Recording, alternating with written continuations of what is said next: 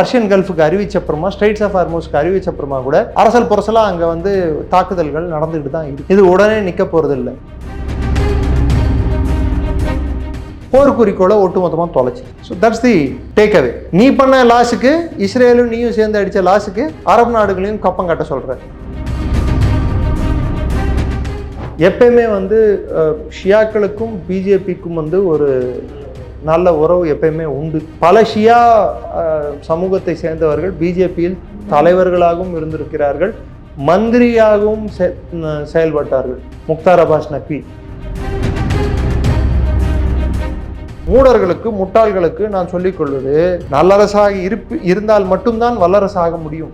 India நல்லரசாக எப்படி இருக்குடான்னா, ஜனநாயக முறையில் எந்த கொம்பனாலும் எதிர்க்க முடியாதுன்னு சொன்ன கொம்பர்களை எல்லாம் மக்களே துரத்தி அடிக்கும் நிலைக்கு இருக்கும்போது இங்கே வந்து ஜனநாயகம் தலை ஓங்கி நிற்கிறதுன்றதுக்கான முழுமையான உதாரணம் இந்தியா.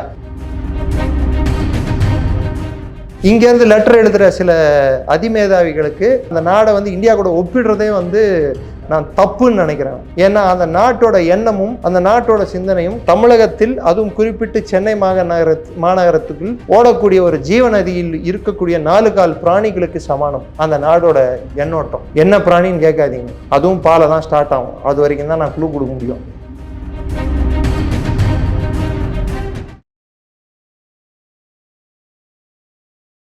எல்லாருமே அந்த விஷயத்தையே மறந்துடுறாங்க. இந்த ஈரான் அமெரிக்கா வார் நடந்துட்டு இருந்தது சார். இப்போ என்ன கண்டிஷனில் இருக்குது, எப்படி போய்கிட்டு இருக்குது? இதனால மறுபடியும் இந்தியனோட ஆயில் பிரச்சனைகள் வரதுக்கு வாய்ப்புகள் உண்டு. ஏன்னா அந்த விஷயத்தை நீங்கள் கேட்டது நல்ல கேள்வி. ஏன்னா இது இன்னைக்கு ஹர்தீப் சிங் பூரி நேற்று சொல்லியிருக்க அறிக்கையின்படி இந்திய அரசுக்கு கடந்த பிப்ரவரி மாதம் முதல் கொண்டு முடிந்த ஜூன் மாதம் வரை 74,741 கோடி ரூபாய் இழப்பு எண்ணெய் நிறுவனங்களுக்கு வந்திருக்கு. அப்பயும் நம்ம டொமஸ்டிக் ஆயில் பிரைசஸ் பெருசாக ஏற்றல. இதுக்கு காரணம் நம்மளோட எண்ணெய் நிறுவனங்களை அதுக்கு முன்னாடி லாபம் சம்பாதிச்சது. அதை இது கூட ஈடுகட்ட முடியும்னு சொல்லிட்டு ஒரு நம்பிக்கையோட தான் அவங்க இருந்தாங்க. எல்லாருமே இந்த விஷயத்த சொன்னாங்க சார். க்ரூட் ஆயில் பிரைஸ் ஏற்றும் போது மட்டும் பெட்ரோல் விலை ஏற்றிடுறீங்க, க்ரூட் ஆயில் பிரைஸ் கம்மியாகும் போது பெட்ரோல் விலை குறைக்கிறது இல்லை அப்படின்ட்டு. இப்போ புரியும் சார் எதனால குறைக்கலான்ட்டு. அப்போ குறைக்காதனால தான் இப்போ ஏற்றாமல் இருந்தாங்க. கோவிட் அப்போ ஏற்றிட்டு இருந்தாங்க, லபோதிபோன்னு கத்தனவெல்லாம் இப்போ ஏன் வாய் திறக்க மாட்டேங்கிறாங்க? ஸோ நான் சொல்கிறது வந்து நீங்கள் பேப்பர்லேயே வந்திருக்கு.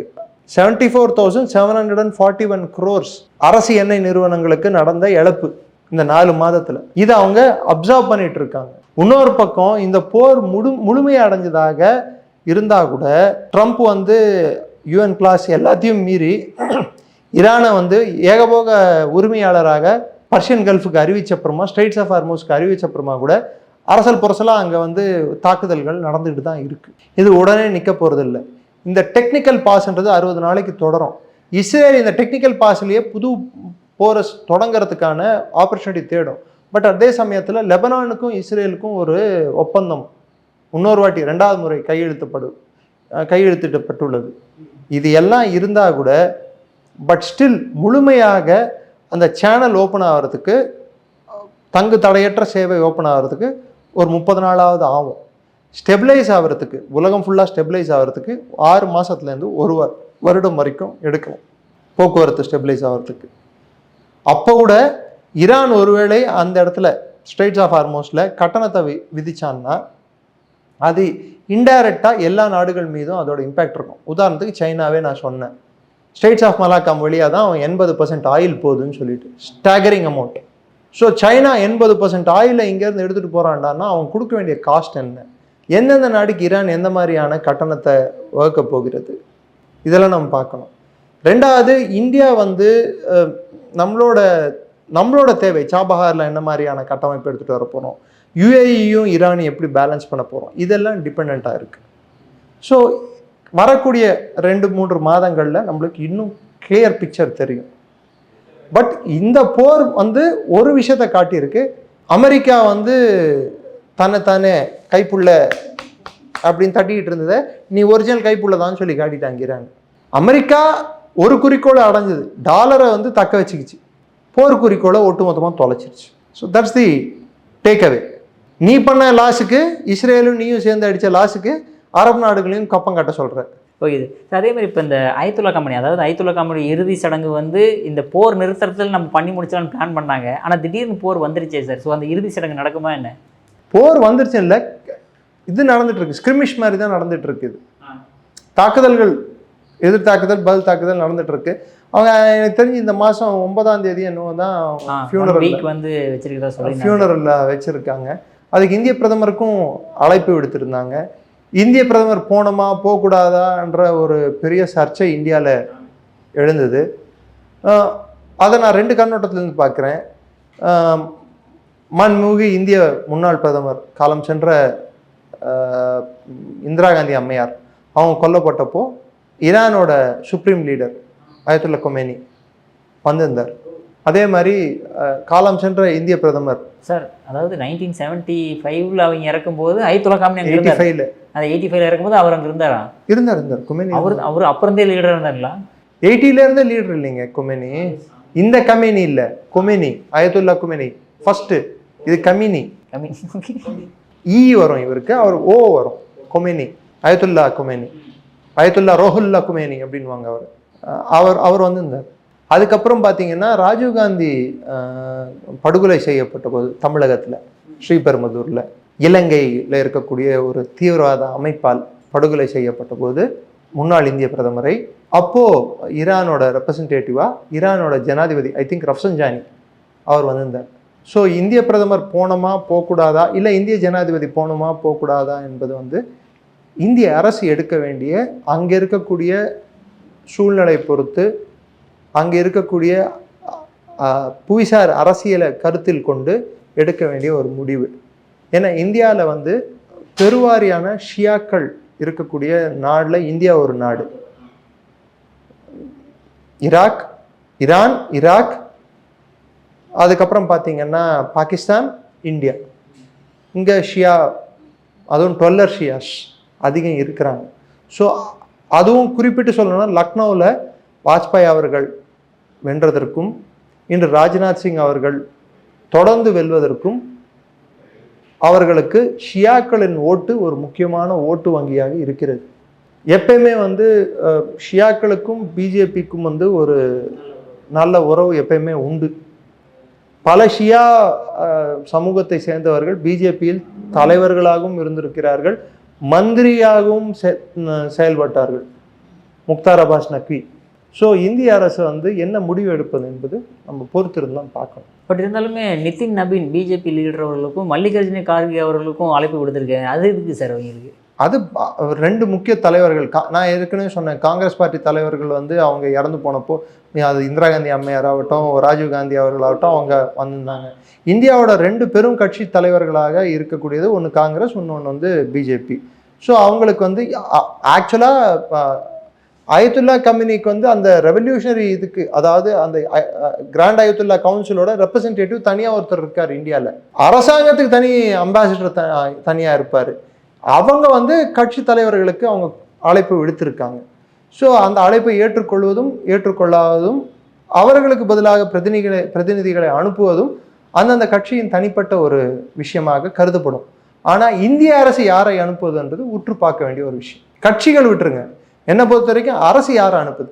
மூடர்களுக்கு, முட்டாள்களுக்கு நான் சொல்லிக்கொள்வது, நல்லரசாக இருந்தால் மட்டும்தான் வல்லரசாக முடியும். இந்தியா நல்லரசாக எப்படி இருக்குடான்னா, ஜனநாயக முறையில் எந்த கொம்பனாலும் எதிர்க்க முடியாதுன்னு சொன்ன கொம்பர்களை எல்லாம் மக்களே துரத்தி அடிக்கும் நிலைக்கு இருக்கும்போது இங்கே வந்து ஜனநாயகம் தலை ஓங்கி நிற்கிறதுன்றதுக்கான முழுமையான உதாரணம் இந்தியா. அப்பொழுது எத்தனை குறைபாடு இருந்தாலும் இந்தியா நல்லரசு தான், நீ ஒத்துக்கிட்டாலும் ஒத்துக்காவிட்டாலும். இந்த நல்லரசு இருக்கும்போது அது ஆட்சி மாற்றங்கள் இந்தியாவில் நடந்திருக்கு சார். திரு மன்மோகன் அவர்கள் அவர் ஆட்சி இழந்தப்போ, நான் மோடிக்கு நான் பதவியை கொடுக்க மாட்டேன், நோ ஐ வாண்ட் டு ராஜினாமா, ஐ ஆம் த பிரைம் மினிஸ்டர் அப்படின்னு அவர் போயிட்டு பிரைம் மினிஸ்டர் ஆஃபீஸில் போய் பூட்டு போட்டு உள்ளே உட்காந்துக்கிட்டாரா? மம்தா பானர்ஜி மாதிரி. நான் யாருன்னு நான் சொல்ல, நீங்களா சொன்னால் அது நான் பொறுப்பு இல்லை. பூட்டு போட்டு உட்காந்துக்கிட்டாரா? இல்லை. என்ன பண்ணார் அவர்? பிரதமர் ஜனாதிபதிக்கு எடுத்துகிட்டு போயிட்டு ரெசிக்னேஷன் லெட்டரை ஹேண்ட் ஓவர் பண்ணார். அடுத்து பிரதமருக்கு செக்யூரிட்டி கொடுங்க அப்படின்னு சொல்லிட்டு செக்யூரிட்டி ப்ரோட்டோகால்ஸ்க்கு, அவர் இன்னும் பிரதமர் ஆகலை, டெல்லிக்கு வரும்போது அவருக்கு ப்ரொடெக்ஷன், எஸ்பிஜி ப்ரொடெக்ஷன் கொடுக்கணும்னு சொல்லிட்டு ஆர்டரை சைன் பண்ணுறது பிரைம் மினிஸ்டர் ஆஃப் இந்தியா வந்து அன்னைக்கு அவர் தோத்துட்டாரு, பதவி விலக போறாரு. அடுத்து வரப்போறவர் அவரோட எதிர்கட்சி, அவருக்கு எதிராக தான் பிரச்சாரம் பண்ணாரு. அவர் வராரு, அவருக்கு ப்ரொடெக்ஷன் கொடுங்கன்னு சொல்லி சைன் போட்டு அவருக்கு ப்ரொடெக்ஷன் கொடுக்குறாரு. இது ஒரு நல்ல அரசா இல்ல என்ன அரசு? எனக்கு சொல்லுங்க, நீங்க எனக்கு புரிய வைங்க. ஜனநாயகம் எங்கெல்லாம் தலை ஓங்கி நிக்குதோ, இந்த பிரதமர் வந்து அடுத்த பிரதமர் கம்பி என்னன்னு சொல்ற ஒரு நிலைமை இல்லாத வரைக்கும் இந்தியாவில் அது மாதிரி நிலைமை இருக்கா? இல்ல சார், கிளாரிஃபை பண்ணிக்கிட்டேன், நடந்ததே இல்லை. இங்கேருந்து லெட்டர் எழுதுகிற சில அதிமேதாவிகளுக்கு அந்த நாட்டை பற்றி, ஏன்னா அந்த நாடை வந்து இந்தியா கூட ஒப்பிடுறதே வந்து நான் தப்புன்னு நினைக்கிறேன். ஏன்னா அந்த நாட்டோட எண்ணமும் அந்த நாட்டோட சிந்தனையும் தமிழகத்தில், அதுவும் குறிப்பிட்டு சென்னை மாநகரத்துக்குள் ஓடக்கூடிய ஒரு ஜீவநதியில் இருக்கக்கூடிய 4 கால் பிராணிகளுக்கு சமானம் அந்த நாடோட எண்ணோட்டம். என்ன பிராணின்னு கேட்காதீங்க, அதுவும் பாலை தான் ஸ்டார்ட் ஆகும். அது வரைக்கும் தான் நான் க்ளூ கொடுக்க முடியும். சரிங்களா? நான் சொல்றது பாகிஸ்தான், அதுவும் பாதான் பார்த்துக்கோங்க. ஸோ இந்த கிரேட் நிக்கோபார் ப்ராஜெக்ட் என்பது வந்து it is about India's power projection. 21ஆம் நூற்றாண்டில் இந்தியா இந்த பெருங்கடலின் அரசனாக சோழர் கண்ட அந்த கனவை நிறைவேற்றுற ஒரு நாடாக, straits of Malacca, straits of Sunda, தென்கிழக்கு ஆசியாவுக்கு செல்லக்கூடிய பாதையின் பாதுகாவலனாக திகழ வேண்டும் என்றால் இந்த great Nicobar project is necessary. அதுக்கு ஆயில் ஒரு ரீசன், இராணுவ பலம் ஒரு ரீசன், டிரான்ஸ்ஷிப்மெண்ட் காரிடார் ஒரு reason, deep sea water port ஒரு ரீசன். இதெல்லாம் காரணங்கள், பல்வேறு காரணங்களுக்காக. மறந்துடாதீங்க, இந்தியாவின் முதல் சுதந்திர நிலப்பரப்பும் அந்தமான் நிக்கோபார் தான். நேதாஜி முதல்ல லிபரேட் பண்ண இந்தியாவின் சுதந்திர நிலப்பரப்பு, இந்தியாவில் இந்தியரால் நிறுவப்பட்ட முதல் சுதந்திர ஆட்சி அமைக்கப்பட்ட நிலப்பரப்பு அந்தமான் நிக்கோபார். ஆசாத் ஹிந்த் கவர்மெண்ட் நிறுவன இடம் அந்தமான் நிக்கோபார். முதல் இந்திய பிரதமராக அவர் பதவியேற்றுக் கொண்டதும் அந்தமான் நிக்கோபார்ல தான்.